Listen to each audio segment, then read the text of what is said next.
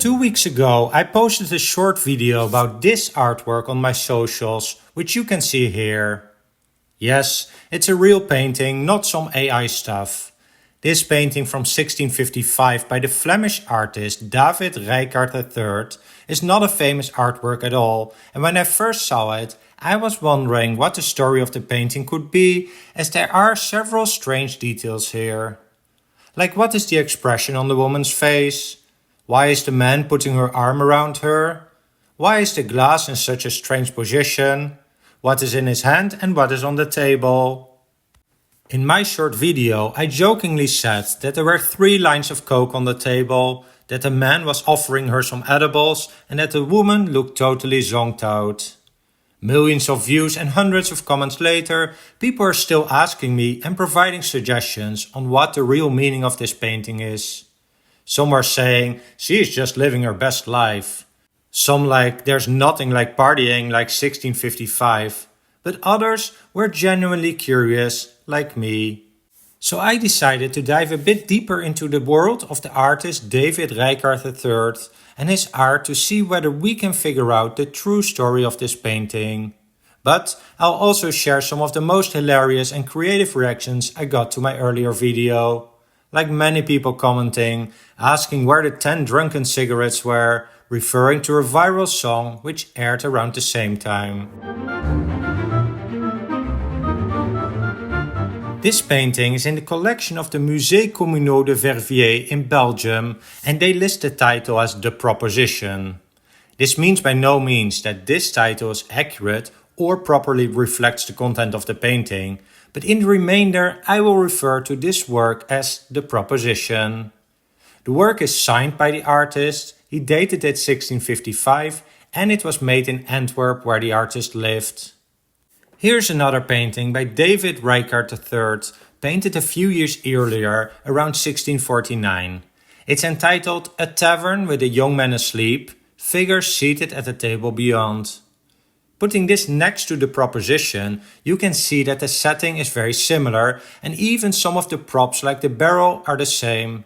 So it's pretty safe to assume that The Proposition takes place in a tavern, also given the people with the wine jug on the table in the background. Another thing that we can learn from this earlier painting by David Ryckaert is that he did not necessarily care about capturing things as realistically as possible, as the boy is not sleeping against the wall or anything, but seems to have no support for his shoulder and back while sleeping.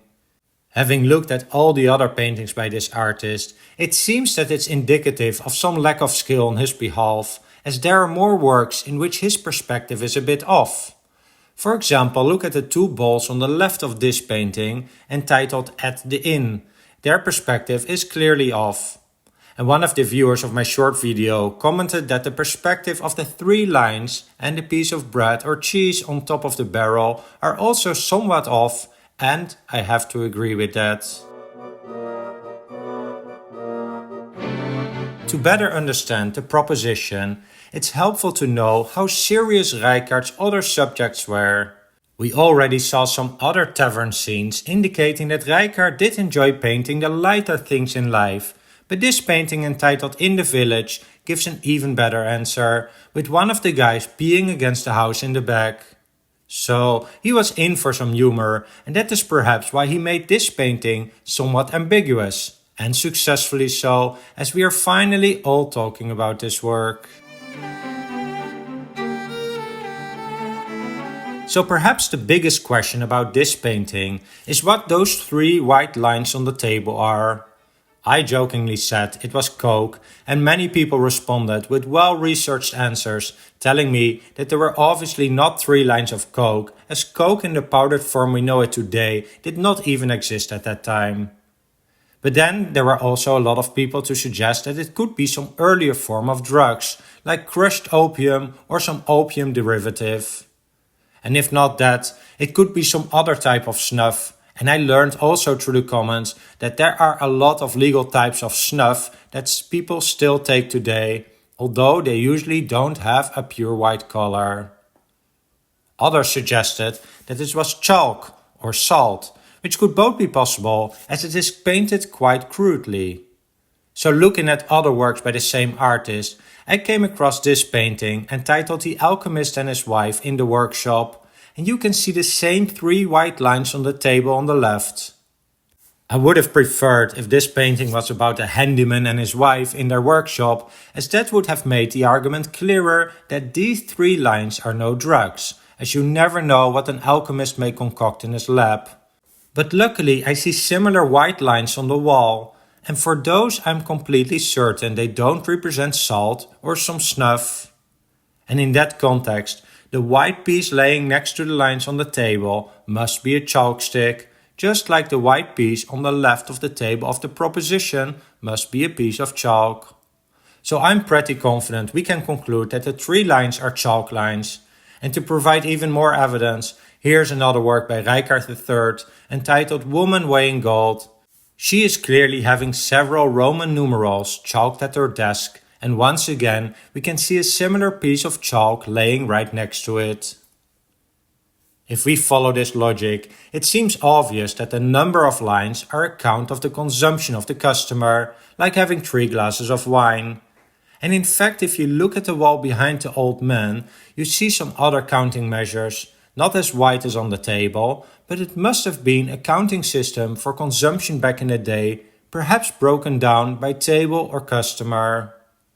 As for the question why there are 3 lines, someone suggested that this may not be randomly chosen in both paintings, but it may be a reference to the artist's name, which was David Ryckaert III, where the third was written in a similar way. In fact, the father and grandfather of David Ryckaert were named similarly, and both were also painters. No works from Ryckaert I have survived, but here are some works by his father, David Ryckaert II, who specialized in still life paintings and even collaborated with the great Peter Paul Rubens to make this painting about a sleeping satyr. And one more thing about what else is on the table. My first impression on what is at the center is that there's a piece of bread on the table. It just feels a bit too fancy for it to be a piece of cheese.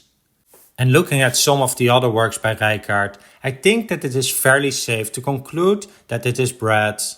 For example, in this painting entitled Philemon and Baucis by the same artist, there seems to be a roll of bread on the table with a small piece torn off. And the white cloth on the right probably covers some more bread, just to keep it somewhat fresh. Now that we know that someone is buying drinks and the number is counted by the chalk marks, the question may be who the customer is.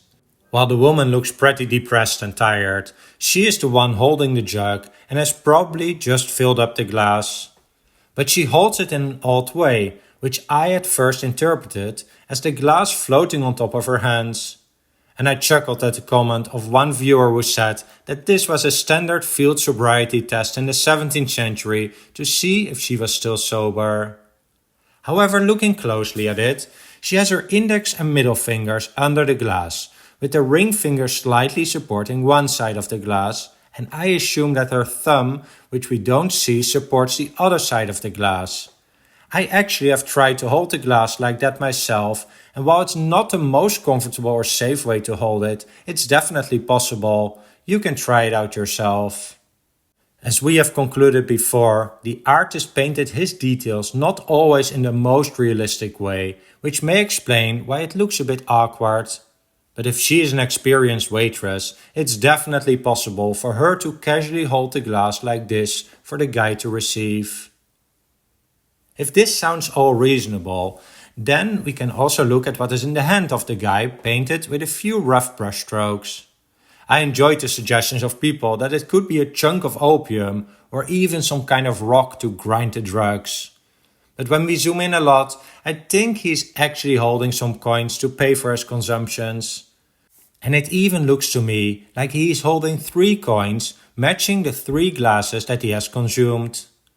We can compare the coins to another painting by the artist which we saw before, Woman Weighing Gold, and you can see that the silver-looking pieces on the right and those on the desk have a white edge similar to the ones in the hand of our old man in the proposition. So summarizing all these insights, the true narrative for this painting should be more like that there is an old man who is paying some coins to the waitress. Notice also the broomstick behind her. She has just filled his glass and is offering his third glass of wine as indicated by the chalk marks on the barrel. After a few drinks, the man has become a bit handsy with the waitress, but she is having none of it. Probably used to this customer or this type of customer from many years working in this tavern. As for the title of the painting, The Proposition, this is where we need to understand one more detail, which is the bottom left corner, where we see the bottom part of a broomstick, apparently broken off from the stick behind the lady, and two shells, possibly mussels. Both items are a symbol of love outside the marriage, in other words referring to a prostitute. With this information, the painting's title suggests that after a couple of glasses, the man is offering some more money than he owed for the drinks to propose some intimacy to the waitress. But again, she does not seem to be impressed with the offer. About the piece of bread on the table, it may come as complimentary with the wine, or it is a snack for the woman herself. Now, maybe I overanalyzed this painting a bit and the artist probably just made one of his regular type paintings to make some money. But sometimes a painting just becomes so interesting a few centuries later. Like this work entitled The Irritating Gentleman from 1874, which has become the subject of many memes, especially during the Me Too movement. And so, one last comment I would like to share about the proposition is when someone said, "Look, there were no phones back in that day and people were living their best lives." And then someone else commented, "Yes, except for an artistic creep in the corner with an easel." Anyways, it's a bit of a different video than my usual ones, but I love to read your feedback on the things that I post here or on Instagram and TikTok. It always inspires me to look at art in different ways. If this is your first time here, please consider liking this video, subscribing and hit the notification bell. And to all of you, whether you're watching every week or occasionally, please don't hesitate to leave a comment down below. Thanks for watching.